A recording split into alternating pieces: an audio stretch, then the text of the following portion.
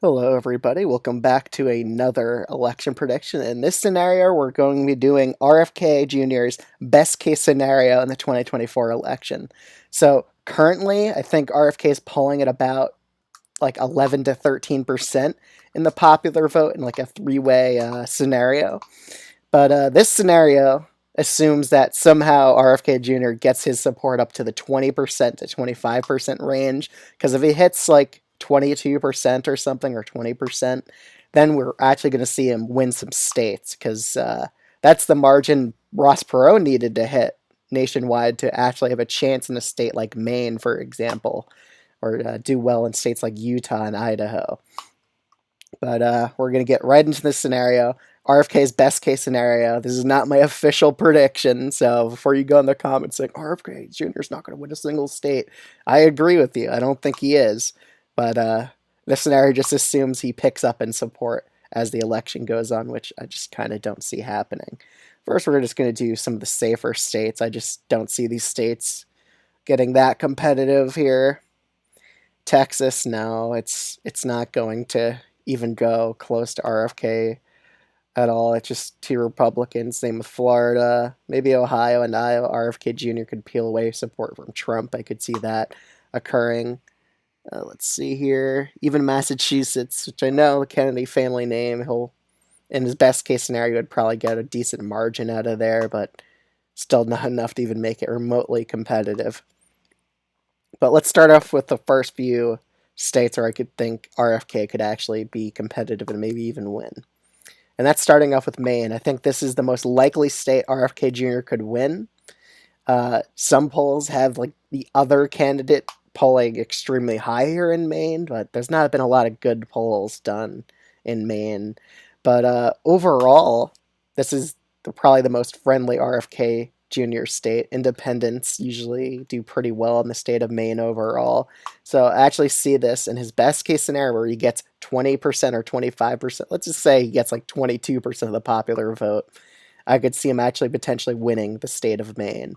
However, Maine's first district, because they do it by district, I see this still going towards Biden by probably a safe margin. Well, Maine's second, he would have to take away support from Trump to win this district. He had to perform pretty good in Maine second, so he would have to probably win Maine second by a likely margin for himself. So moving on to the next few states that he could potentially win. Alaska is one of them. They have ranked choice voting here, so that fear of wasting your vote really wouldn't be present in this contest in Alaska, and I could see this state also being very favorable for him. Again, Alaska has a history of electing independents. Before, in the past, they elected a governor as an independent candidate, so I could definitely see RFK Jr. at his best case winning the state of Alaska. Utah as well could be one of those states. So if he gets like 23 or 22% of the vote, I could see him maybe potentially winning Utah. But at the same time, I just noticed Donald Trump doesn't have a P in his last name. I put an O. Let me just fix that. But with Utah, again, it's still just very conservative. Unless RFK Jr. somehow angles his appeal to be a lot more conservative, then he could maybe potentially win it.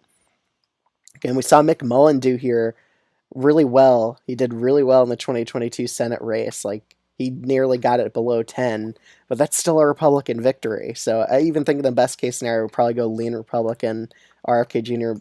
gets it within this margin, but still not enough to win such a Republican state. Colorado would just be safe blue anyway. New Mexico, Virginia. New Hampshire, it could be one of those states, but at the same time, Biden has such a pretty dominant lead here that I just don't see RFK Jr. pulling enough support away to win here. Nebraska second probably remains the same. Same with Minnesota. Arizona could be one of those states. A lot of three-way polls here have RFK Jr. doing extremely well here for some reason. That could be due to a lot of independents just residing in the state. That's probably the reason, and maybe moderate Republicans are going to him as well.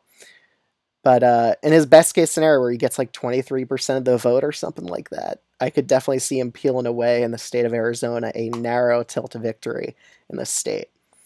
So let's see the next few states here. Let's see how the rest of these contests will go. North Carolina and Georgia, I just don't see RFK Jr. doing well enough in these two southern states. I just don't think you would have a lot of southern appeal. You would do better in these smaller states that are just have a lot of independence. In Alaska and Maine, they elected a lot of independents in the past. Arizona, he just polls extremely well in. Nevada, on the other hand, I just still think this would go to Trump, probably. But let's see.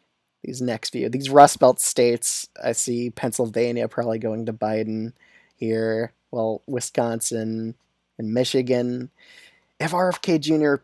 gets in the 20% zone, I think that's because he probably angled his policies to be a lot more conservative. So potentially we could see him split the vote enough to help Biden here.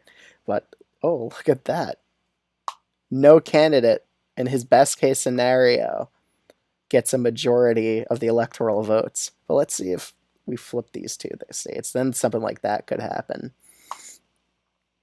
But let me just revert these back. So pretty much this just assumes that RFK Jr. hits 22 or 23% of the vote. You'd probably have to angle his campaigning to more right-leaning voters, center-right voters, which to get to this margin you would have to do better with those types of center-right voters. But I think we're already kind of seeing him do it in that center-right pivot with the latest headlines that he's saying and that he's campaigning on.